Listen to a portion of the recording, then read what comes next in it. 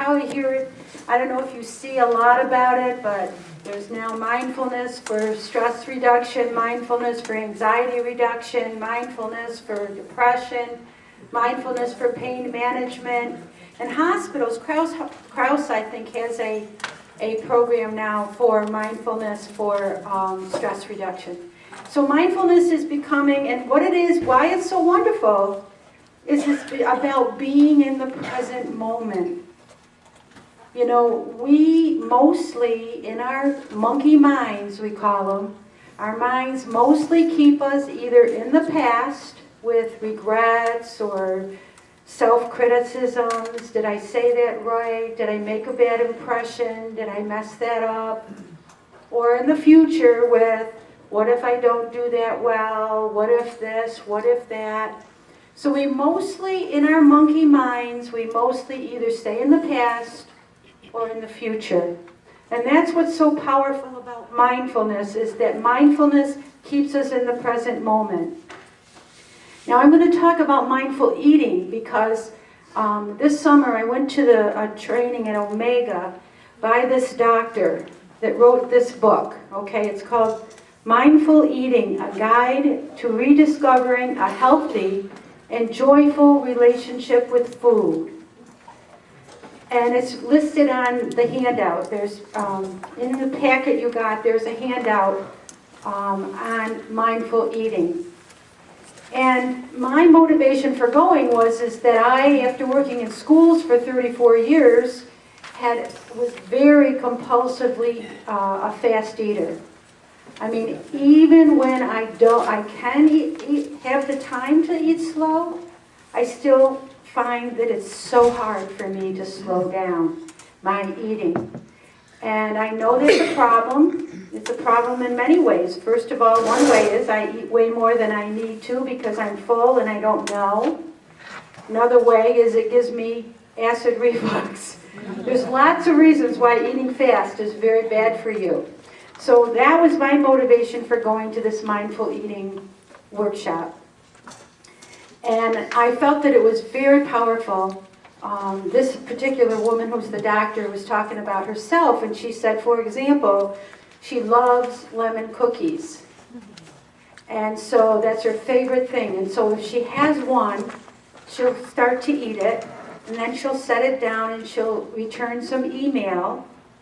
And then all of a sudden she'll glance over and the cookie's gone and she has no recollection of eating the rest of it. So she didn't enjoy it. It was gone. And the same, so she said to really enjoy it, then she'd have to take another cookie.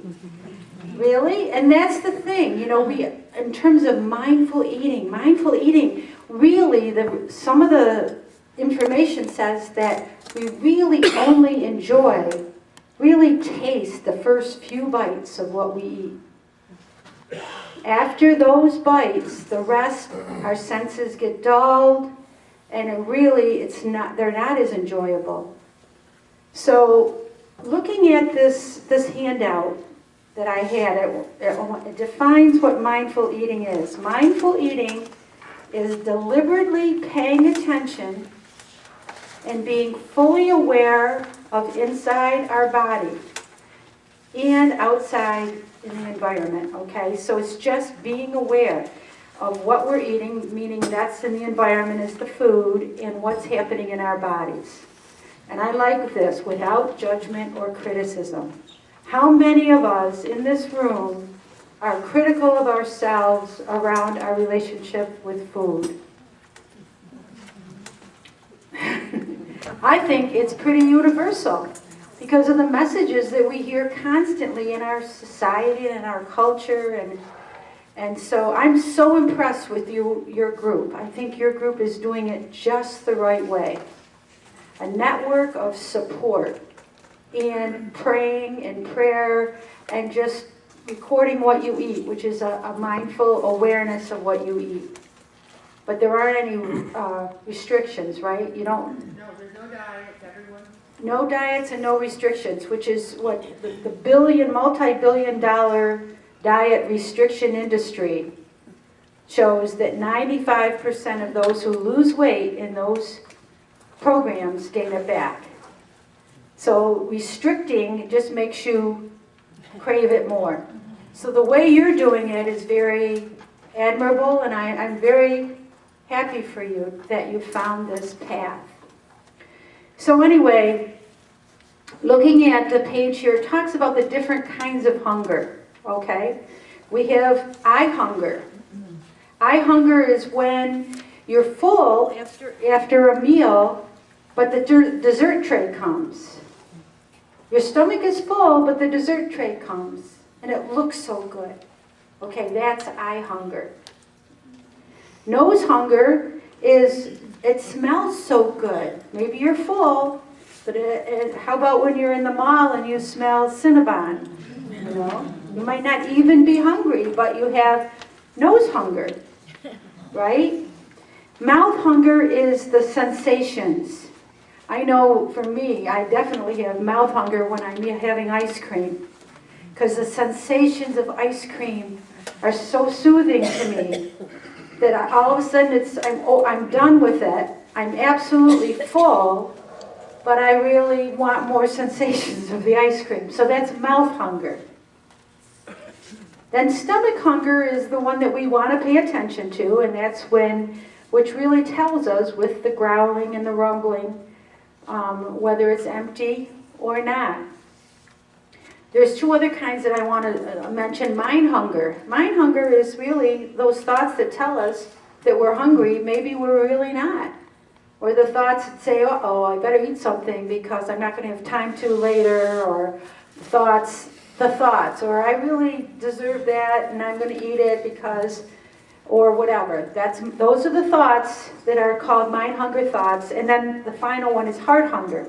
Heart hunger is really about our feelings and our emotions. And for example, come home from work and you're tired, first thing you might want to do is feed that tired feeling.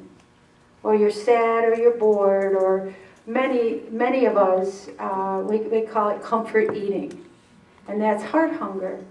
So one of the awarenesses that this talked about is just to become more and more aware of what kind of hunger we have and what kind of hunger we're experiencing. So what I'm going to do right now is I'm going to take a minute, and then we're going to come back to the rest of this and have a raisin. This is really exciting. I passed out a few boxes of raisins. Everyone take one, and when your table's done, give it to me, because some tables didn't get it. Everyone gets one raisin. So this is your lucky night.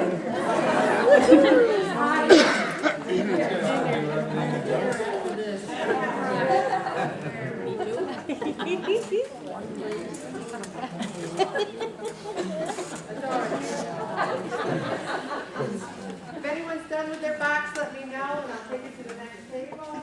If you get more,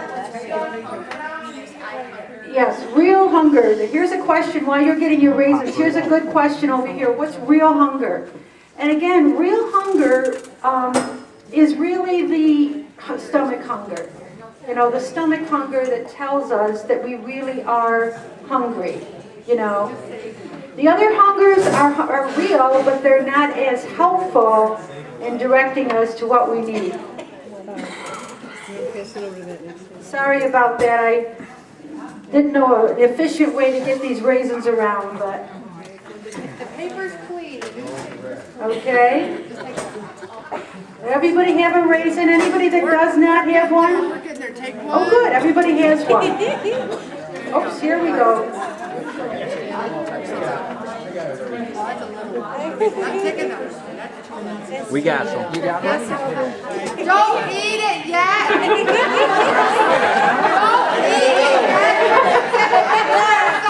I said to take one, not eat one.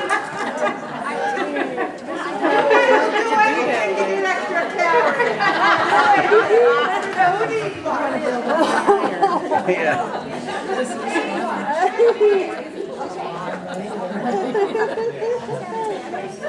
everyone have a raisin? Yes. Okay, thank you so much. All right. Now what we're going to do is everyone, if you can just hold that raisin in the palm of your hand.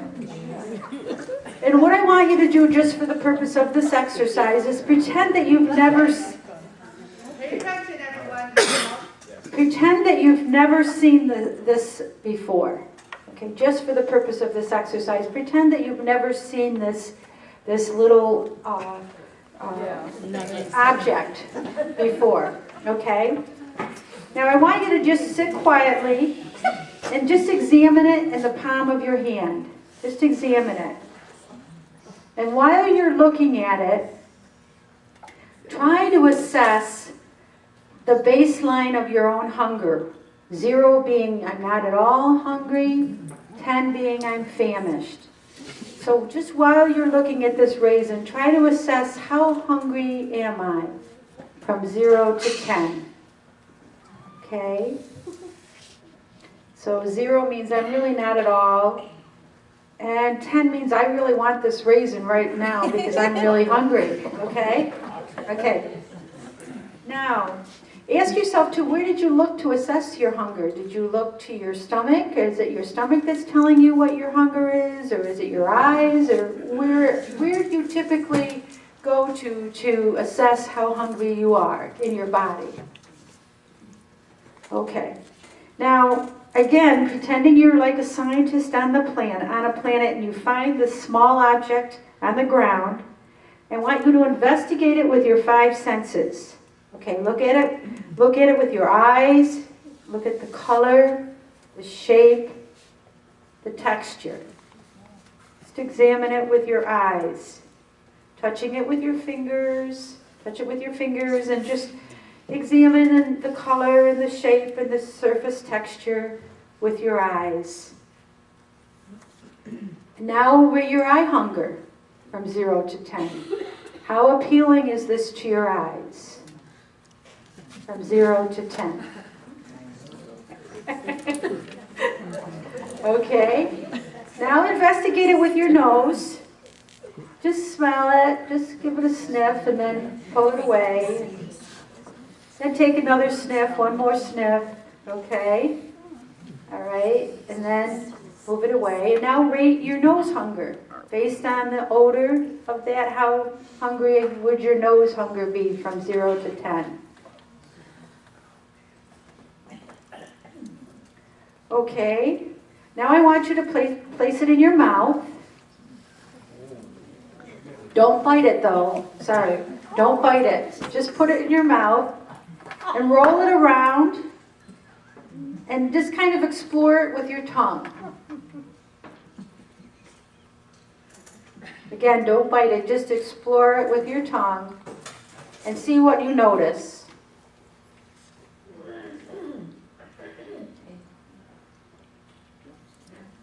Now I want you to bite it, just once, just once.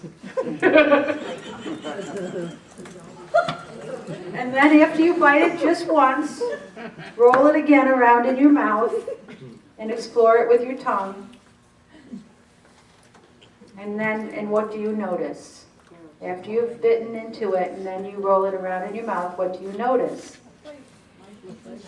And now you can rate mouth hunger from 0 to 10. Based on how it tastes in your mouth, what's your mouth hunger from 0 to 10? Got any more? No, I'm just kidding. Never mind. Okay. Now chew slowly. Oh, yeah. There you go. Chew slowly, noticing as you chew the changes in the texture and the taste. See if there's any changes in the texture and the taste as you chew slowly. Okay, and then you can swallow it. Noticing any bits that are in your mouth. What does the tongue do? And notice how long you can detect the taste of it. And then you can rate your stomach hunger from 0 to 10. How satisfied is your stomach?